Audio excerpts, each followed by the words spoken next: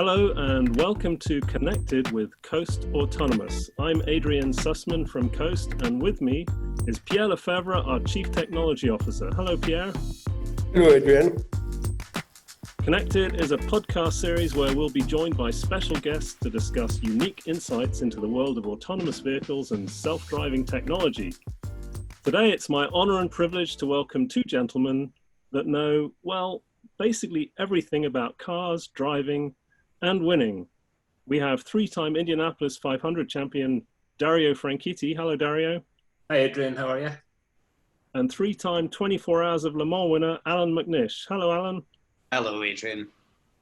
So it's almost impossible for me to introduce you both without upsetting one of you. I'm not going to get into the argument, is Le Mans better than Indy? Is Indy better than Le Mans? So as you both know each other rather well, can I ask you to introduce each other? Dario, please say a few words to introduce us to Allan. A fan of both Nottingham Forest and Queen of the South, he won 3 British karting titles and 6 Scottish titles. He could have won more, especially one in Clay Pigeon when his cart ended up in a skip afterwards, but we'll go there. 1988 Formula Vauxhall Lotus British champion, 3-time ALMS champion, 5-time Sebring 12-hour winner, 4 times he won at Petit Le Mans, including one race where he crashed on the way to the grid and still won. 3-time Le Mans winner. He was second in a boxing match at St. Joseph's School in Dumfries in his teenage years. On a few occasions. He's got the second fastest time on the road between Abington and Forth. I have the quickest. On a serious note, he led the charge for a young generation of Scottish drivers to follow in his footsteps, including myself and David Coulthard. A brilliant driver and a great friend, Allan McNish. Well, thank you very much, Dario. I'm quite pleased and honoured that you said those things. You know, just to give a little bit of background, Dario and I first met in, I think it was 1984. When at Lark Hall, which is just south of Glasgow in Scotland, when Dario was having his first run in a kart.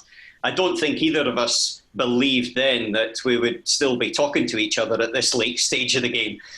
Never mind have a few trophies in our trophy cabinets. But, you know, we're talking about different things that we've done. Dario's clearly gone in a different direction to myself. We both came up through the junior single-seater ladder and then spread off. And I went into sports car racing in the Le Mans 24 Hours. Dario went to America. Not only went to America, cracked America, took America by storm. Something that I don't think many drivers have ever done in such a way as he was able to do. And that heralded him not only 3 Indy 500 titles, but also 4 IndyCar championships against some of the toughest competition that you could ever have imagined. The thing I would say about Dario is that he had a skill set that was adaptable. Didn't matter what it was, he could drive it. And some of them, I have to say, were probably not the quickest of things in the world. Like his first car that I remember being a Fiat Uno Turbo, that he took that quickest time from Abington up to Forth. But all in all, you know, we've been very lucky in Scotland having such a history and tradition of drivers. And there is no question about it. This Jim Clark fan here is another one that's actually put his name into that lineage. And something that Jim Clark did once was win the Indy 500, something that Dario did it 3 times. And so I'm very pleased and honoured to be able to introduce this man to you because he spans so many things that so many only aspire to be able to achieve. Dario Franchitti. Thank you, Allan. Well, that's amazing, and that really sets the scene for a lively debate, so thank you so much. We've got more in the pocket, Adrian, be careful. Got no doubt. So the general topic for this podcast is the future of cars and mobility. I know that Pierre is itching to ask you both your views on this subject, and much more too, so I'll hand over to Pierre. Thank you, Adrian. Hello, Allan. Hello. Hello, Dario. By the way, we are speaking of history a little bit. So I don't know if you remember, Dario, that you are at the origin of my meeting with Adrian in 2009 when my son came to race in Atlantic Formula. You introduced him to Adrian, and that's how we met. later on. So Sorry very about nice that, to meet you. Apologies. You're welcome. No, it's really an honor to be able to talk with you. So I have a lot of questions, simple questions, but you know that Course Autonomous is dedicated to walkable cities to get people and goods moving smoothly inside the walkable city. One of the purposes is to give the city back to people rather than cars. That being said, as you know, in Coast Autonomous, we love cars. We love racing cars. And I'd like the first question I would have for both of you is, what do you feel about car? What was your feeling when you were young, as a professional, and now? How did it change, and what are you feeling? Well, maybe I just start on that. I've been brought up around about cars because my father had a car dealership. And so from the age of 0, I was always in and around the garage and seeing cars not only being bought and sold, but also being repaired from the ground up. And Jim Morton was our sort of chief mechanic at the time. And he was the one that actually taught me about how a car works, how differentials work, how an internal combustion engine works, and things like that. So for me, cars were actually two things they were a love, because it was something I was so ingrained into, but also they were a means to actually put food on the table. And so we didn't actually have association and connections with cars because they were sold more than likely the next day. However, saying that whole love of cars is something that's developed. So all through my career, whether it be as son of Bert McNish, the car dealer, or whether it be as a racing driver, or now as team principal on Audi's Formula E team, then it's always been around about this industry. And it's such a fascinating industry, but it's such a changing industry. And I think that's the real key for me, Pierre, at this moment in time. We are in such a changing time, and it's such an opportunity, but we've got to be onto it. Because, to be honest, we're going to be seeing some movement in technology in the way we do things, the way we use cars, and the way we just use mobility, changing quicker than ever before. And it's now. It's not in 5 or 10 years' time. It is now. And that excites me. I like that. That's very good. Thank you. Dario, what would you say about that? Oh, for me, it's a similar situation. I've loved cars from... the first thing I can remember was about racing cars. I've got models of the cars that my nonna, my grandmother used to bring me back from Italy that stoked my passion in racing cars. But it was, for me, it's always been about cars. It was that looking at a car as a child, thinking, "Wow, I want to drive that one day," whatever. That was a road car. And that love of street cars has continued to this day with, just constantly evolving taste in different cars from different eras. And, if every night I'm literally looking at different cars to buy or reading about them. So if you look back there's books, it's all magazines and books on cars. It's my true passion. And, I'm sure there's a lot worse addictions. I've been addicted to buying and driving cars, but it's, the racing side of it was different. The racing cars, sure, I have a love of older racing cars, but the ones I ended up racing, I loved them, but they were a tool. They were a means to an end, and it was honing that tool and that technology and making a better mousetrap than the next guy, and working hard with that particular car, with that team. It's only now that I look back and I can say, "Oh, I loved that car. I loved driving that car." That wasn't the thought process at the time. It was just about going forward. So very much like Allan, I was brought up around cars. Didn't actually buy a car from Bert, Allan. Didn't. Oh, but there's still the first time to buy one from a McNish. And so therefore, when you said that you were always looking to buy ones, I was just sort of looking behind and thinking, aha. Pulling out the stock list. But yeah, that love of cars, it's continued to this day, and I enjoy driving cars and enjoy looking at them, everything about them. So I feel very fortunate to have made my career, my life, surrounded by them. Very good. Thank you very much. So what do you think about the trend in autonomous driving? Because obviously you love driving cars. What? So my concern, first of all, or let's start with what you said earlier, Pierre, bringing the cities back to the people. I agree with that. I mean, I live half an hour. I was going to say half an hour. It can be an hour and a half, 2-3 hours to get into London from where I live, and it's 20 miles or something. So I completely agree. We have to come up with a better solution. Sitting in traffic, stop, start. There's the way I've thought about it, and actually since working with you with Coast and understanding it a bit, is bring the cities back first. The low speed areas, the city centres. Let's get rid of the cars there. Let's, I don't need to drive into London. We could, park in an area, have autonomous stuff come. That, to me, I think that's the first real step is doing that, because anybody that spent any time in any of the major cities now knows that it's just not sustainable.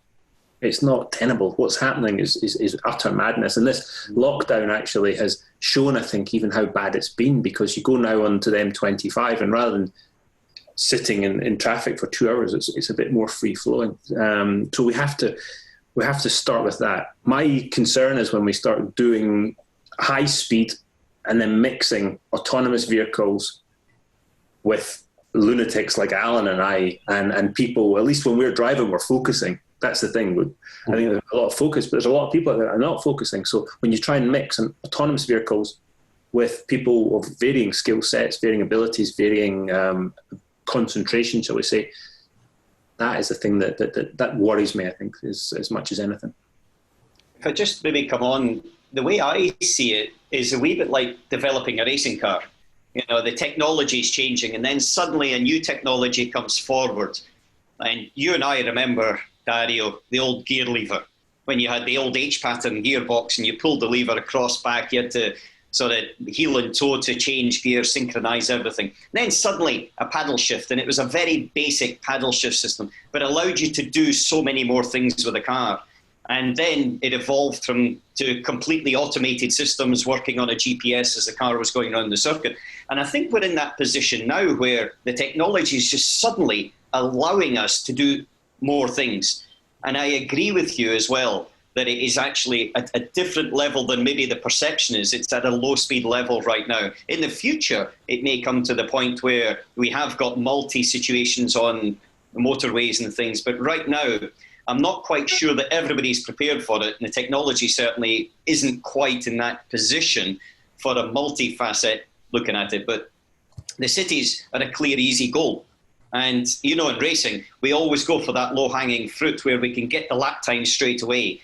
And that's something that here in Monaco, we're very lucky that Prince Albert is very much behind this sort of push on electrification, on new technologies, on trying to sort of ensure that citizens are safe, but also you can get around and you do have that freedom. And there's been a lot of different sort of trials on how to achieve it, but the time is now to make that step. And we have a situation, my view, this COVID, where we have been all sort of locked down, we need to get back out. But it is an opportunity for now reinvestment into these new technologies. And in my view, it's the time is now to be able to actually force and push those things through. And it's a little bit us in terms of what we want as consumers. It's a bit the technology in terms of the supply. But it's also very importantly, in my view, the MPs, the government ministers, the people that then are actually signing it off. And now I think they're willing to make that move as well. Very interesting, I agree. So I have another question for you. Would you agree to be driven by a robot? I've been driven by Dario. So I think, well, we do, haven't we? We actually get into aeroplanes and they are flown predominantly and can land, from without the pilot actually being active to it. So, if we're willing to do that at 700 miles per hour, 600 miles per hour, I think then there is an obvious logic to be able to do it. the way I look at it is it's risk assessment. In racing, we're always working on risk assessment and trying to be millimetre precise, but to be quicker than the next person. And it's always, where is that edge? Where's that 99%? But drivers make mistakes. I've made mistakes in the past, Dario, as we all do. However, in that respect, when you've got technology there to back you up, like you do in road cars today, you've got your lane assists, you've got your alert sensors to be able to do it. It's just one next step forward from that. And so from my point of view, absolutely no question. Yes. Good. I agree, Pierre. I agree. We've both Alan and I did a lap of the Formula E track in New York in the Coast Golf Cart, and we sat there and we chatted, and we had an argument who was going to drive, and of course we both have seen some of our greatest hits with the accidents, and so we decided that the only way to do it was get in the autonomous golf cart, and we did a lap and we had a lovely chat, and so we've done it, and I'm with Alan. I've got no problem at all just with being driven in an autonomous car. It's and it's clear that the development process, as I see it, is low speed first of all, and then just ramping that up as understanding technology, as all that sort of thing starts to happen. I think it's a mindset as well a little bit, Dario. We're fortunate that we've actually been able to experience it, and we're fortunate that we see how it can evolve. But I'm a big fan of actually trying something, because that's the first time when you do get that reality of it. And I think when people do try new technologies that maybe they're questioning, then that first time, then suddenly it becomes a more natural thing. And then if you look 1 year down the line, there's always that question, well, what were we concerned about in the past? But it is step by step. And I think you're quite correct in terms of pointing that out. Very good. So my view of what the automotive will become is the small usual car will be less and less interesting and will be replaced by autonomous shared vehicle. But that will give value to high-end sport cars, or we will use them to have fun with them, or to go for a trip or something like that, rather than having the burden to use them inside the city on every day. But that's only my personal view. What's your viewpoint on that? How do you see the automotive world changing in the coming 5 to 10 years? Spot on, Pierre. I think my view is completely aligned with yours on that. I mean, I love driving too much to give it up, but as I've said earlier, I don't need to drive into London. I'd let the car take the strain. Let the autonomous vehicle take all the strain. I want to be able to go with one of my old cars or something really fun and drive the roads in Scotland and all these type of stuff, and choose the drives that I want to do.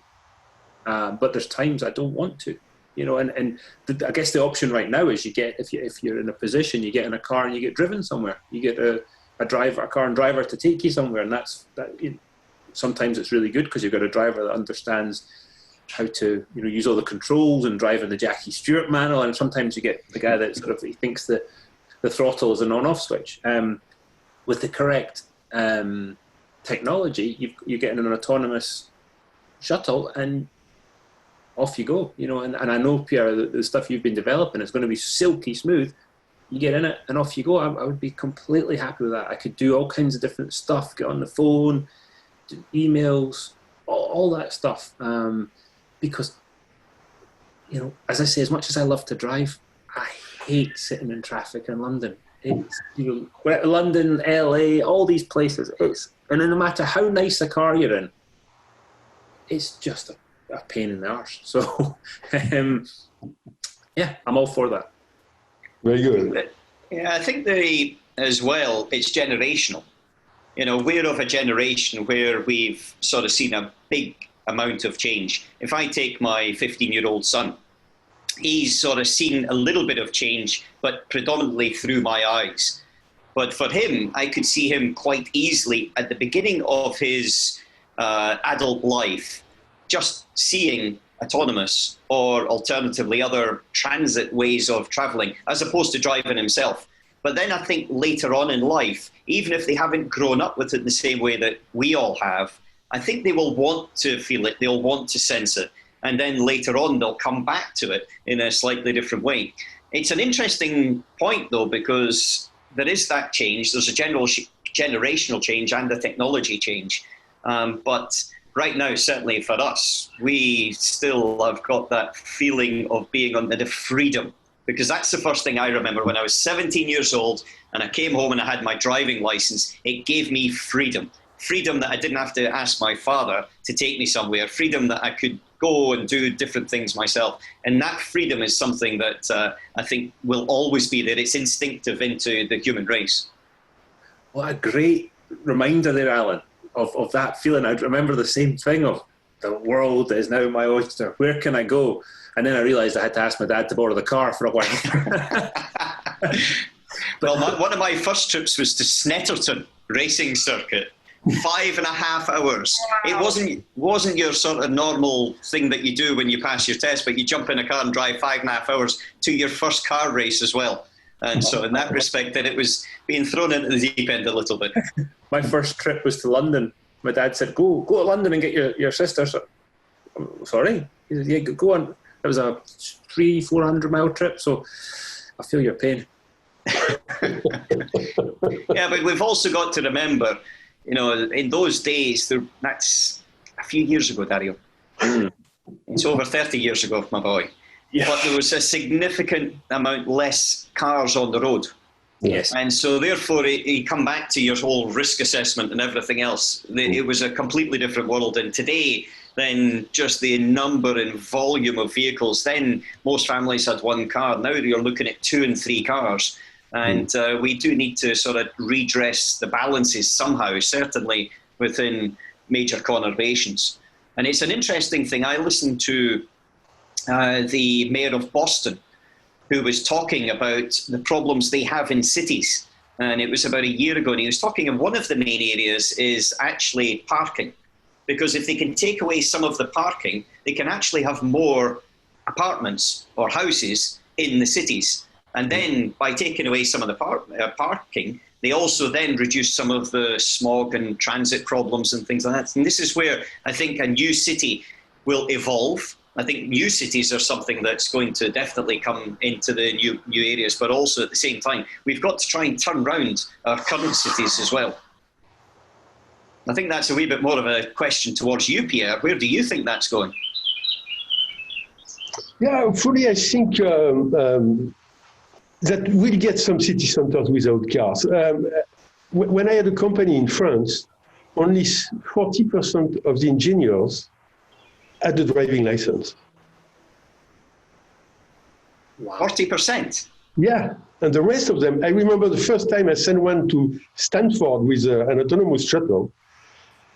He was lost there because in Stanford, the Silicon Valley, Palo Alto, he could not move. We had to rent a bicycle for him, but he had no driver license.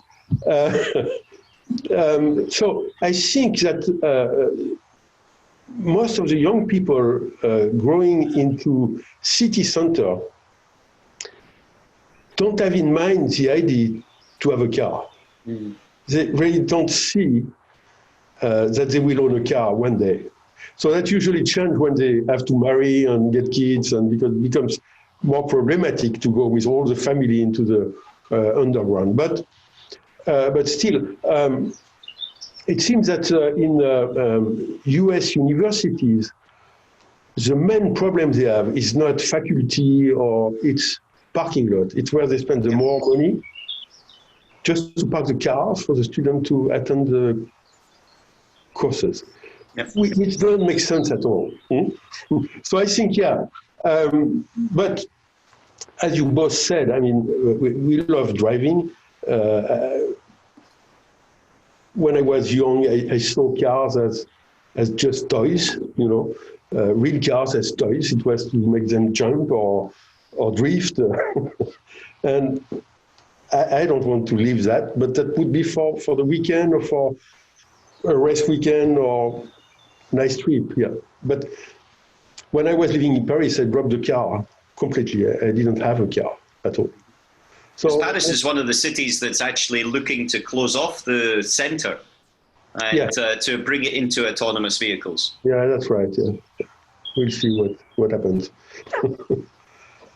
I just, from my point of view, we're in a situation with massive technology change, massive lifestyle changes, and I think it's an exciting time. I think it's an exciting time in the car industry. I think it's an exciting time in the racing industry as well. And it's not that the two are separated. The two actually are connected.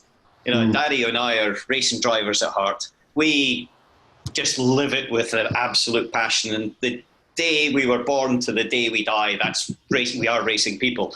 But at the same time, we go through all the same processes in the way we drive and the way we set up a car, the way we think, and our risk assessments exactly in the same way. As you will do when you put that into, better than us, Pierre, but how you put it into your modelling and how you create the technology to be able to replicate what we're doing on the road. Mm-hmm. And in that respect, I think, the worlds are combining.